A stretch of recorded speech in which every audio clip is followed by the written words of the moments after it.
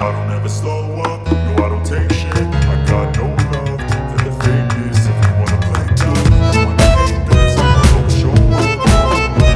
I don't ever slow up, no I don't take shit. I got no love for the fakeness. If you wanna play tough and wanna hate this, I'll always show up and make a statement. I don't ever slow up, no I don't take shit. I got no love for the fakeness. If you wanna play tough and wanna hate this, I'll always show up and make a statement. Everything I do so instinctive and so passionate. Every word I move so descriptive like an adjective. I got a vendetta against people who got it. Being negative when you should be getting after it.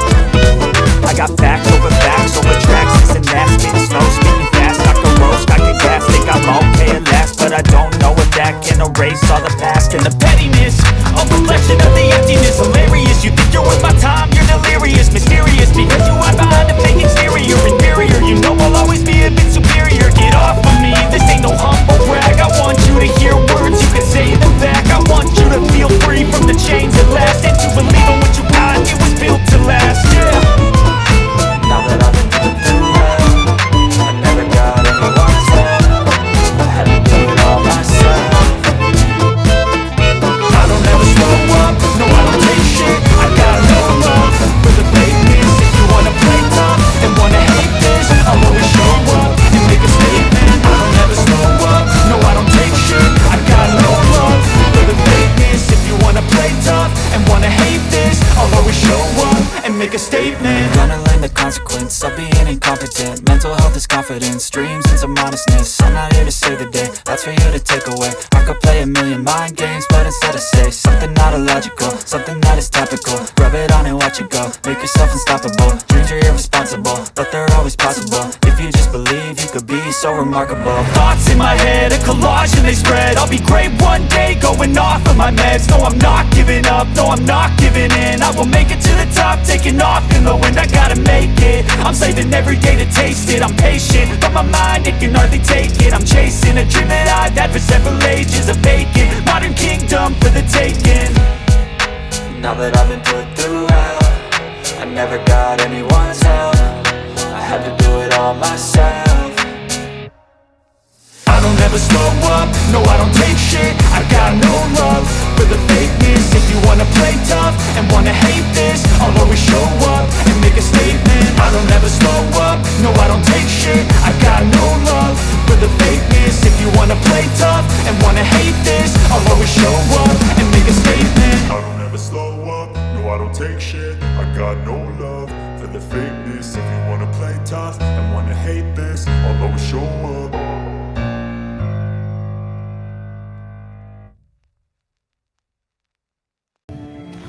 इसके बाद अगली घटना की अगर हम बात करते हैं तो ये घटना है चुमू के दीमा की।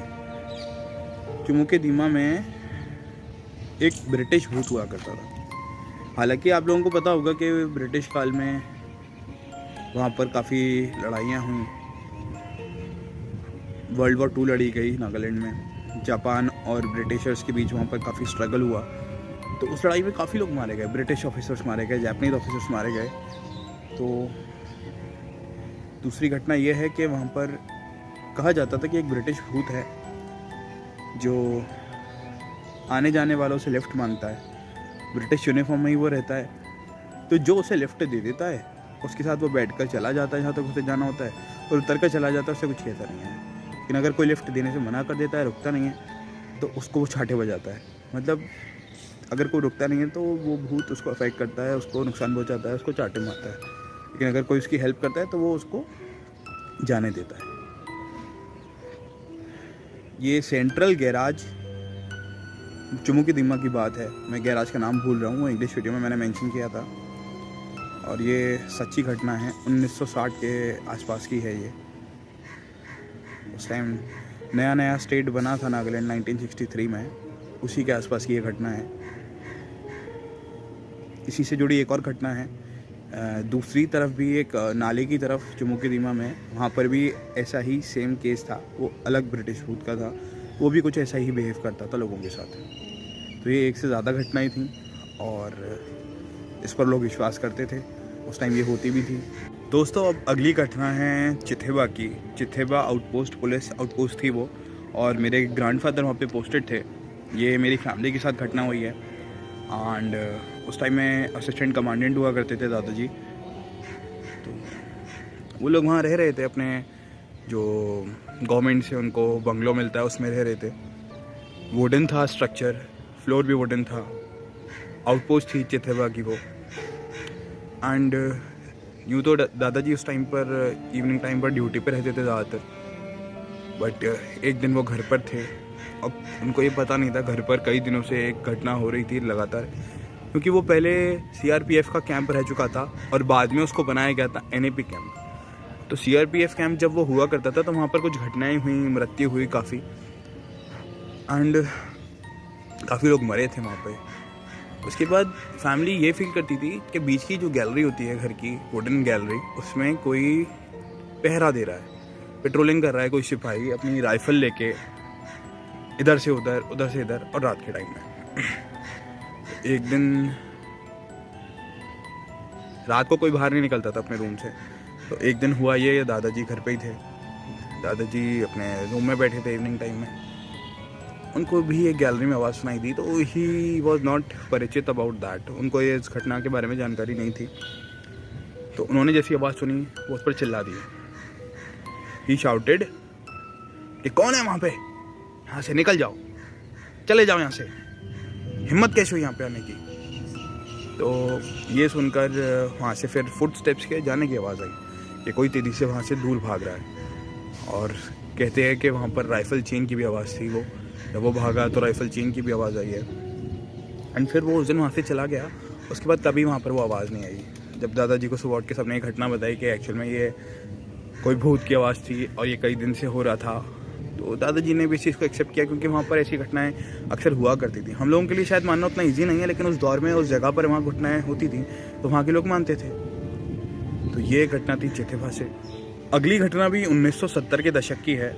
ये घटना है अलीचन की। वहाँ पर एक DSP हुआ करते थे, टाइप 5 बंगलों में रहते थे अपने सरकारी। उन्होंने एक दिन अपने बेडरूम से जुड़ा बाथरूम था, उसमें फांसी लगा ली और वहाँ उनकी मृत्यु हो गई। उसके बाद वो जगह भूता हो गई। वहाँ पर जो भी गया, जो भी रहा, उसने ये महसूस किया कि कोई आकर रात को उनका गला दबाता है, उन्हें मारने की कोशिश करता है, उन पर चढ़ जाता है। एंड कोई भी वहाँ रहने को तैयार नहीं था, पर्टिकुलरली उस रूम में। और ये सिर्फ 70s या 80s की बात नहीं है, ये घटना 90s तक कंटिन्यू रही थी। तो 90s में मेरे पापा के टीचर थे, टीचर मैथ्यू थे। तो उनको वो बंगला अलॉट हुआ एंड उस बंगले में नॉर्मली ऑफिसर्स रहा करते थे, लेकिन जब ऑफिसर्स ने रहने को मना कर दिया तो वो टीचर्स को भी अलॉट होने लगा। तो एक दिन वो टीचर वहाँ पे सो रहे थे and suddenly he felt someone is pressing his neck, मतलब कोई उनका गला घोट रहा है, उन पर चढ़ गया है और वो उसको देख नहीं पा रहे थे। वो झटपटा के डर के मारे जैसे भी उन्होंने बहुत ताकत लगाई, बहुत कोशिश करी। रूम में जो दूसरा इंसान था उसने उनकी हेल्प करी, उसकी मदद से वो दोनों घर से बाहर निकल के आया है और उन्होंने ये घटना सबको बताई। तो ये एक्चुअल घटनाएं हैं जो लोगों के साथ हुई हैं, ये कोई किताबी कहानियाँ नहीं हैं दोस्तों, ये एक्चुअल घटनाएं जो मेरे अपनों के साथ हुई हैं। तो इन घटनाओं को मैं कैसे ना मानूँ। तो दोस्तों अगली घटना वो है जो मेरे फादर के साथ, दादी के साथ, मेरे परिवार के साथ घटी है। तो इस पर तो कैसे मैं यकीन ना करूं। ये घटना है मोकोकचुंग और अलीचन के बीच की। वहाँ पर एक सिमेट्री हुआ करती थी, जैसा कि आप जानते हैं अंग्रेज़ों के टाइम में वहाँ पर काफ़ी वॉर्स हुए हैं और उसमें काफ़ी लोग मरे हैं। तो सोल्जर्स की एक सिमेट्री थी, उसमें पापा का होता था इवनिंग कॉलेज। तो पापा जाते थे अलीचन से मोकोकचुंग, रास्ते में वो पढ़ता था। 3 से 7 का कॉलेज होता था, तो वहाँ पर जल्दी शाम हो जाती है, ईस्ट में पड़ता है वो। तो ऐसा ही हुआ, कई बार पापा स्कूटर से जाते थे, कार से जाते थे, फिर NAP की बस से जाते थे। तो जब भी वो वहाँ से गुजरते थे, खासकर स्कूटर से, उनको ये फील होता था जैसे कोई उनके पीछे है, कोई उनको पकड़ लेगा, कोई उनको दबा लेगा, कोई एनर्जी वाइब्स फील होती थी वहाँ पे। एंड दोनों साइड सिमेट्री, सुनसान रोड, इंसान को और फील भी क्या होगा। एक दिन हद तब हो गई मेरी दादी 1989 के आसपास कैंसर से गुजर रही थी। तो असम के जोरहाट डिस्ट्रिक्ट से वो अपना कीमोथेरेपी करा के लौटी एंड वो इसी रोड से गुजर रही थी। तो अचानक जीप में थे, पुलिस जीप में दादू थे, ड्राइवर थे और 2 बॉडीगार्ड्स थे पीछे। तो आगे बैठे थे दादू, दादी और ड्राइवर। पहले 3 लोग आगे बैठ जाया करते थे।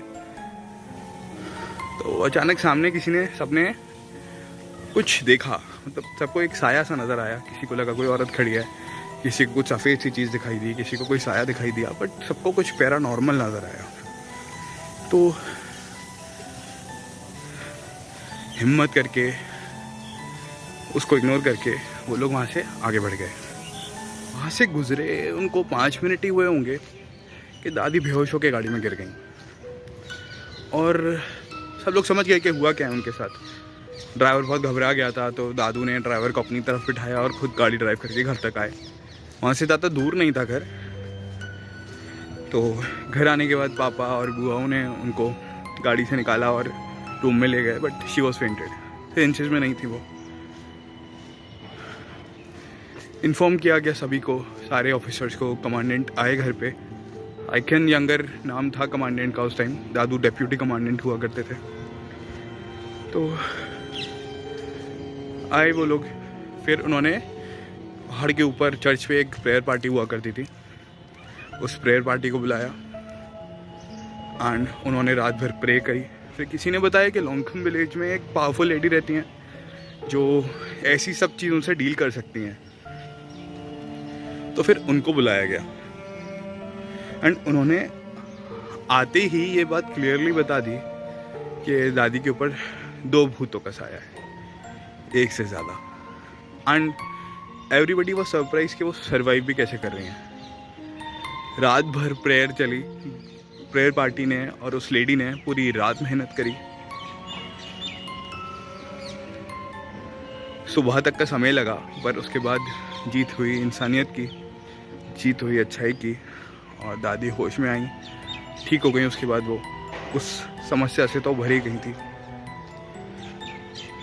तो ये वो घटना थी जो मेरी फैमिली के साथ घटी थी एंड ये मैंने आपके साथ शेयर करी। तो दोस्तों, ये थी नागालैंड में हुई कुछ भूतिया घटनाएं, जिनमें से कुछ मेरे फैमिली के साथ भी हुई हैं। अगर ये कहानी आपको अच्छी लगी तो प्लीज़ लाइक करें, शेयर करें और सब्सक्राइब करें। कुछ और कहानियाँ भी हैं जो पापा के पास हैं, बुआओं के पास हैं। अगर आपको ये एपिसोड अच्छा लगेगा तो मैं वो कहानियाँ भी लेके आऊँगा। आपसे मिलते हैं चैनल की अगली वीडियो में। तब तक के लिए धन्यवाद। Thank you.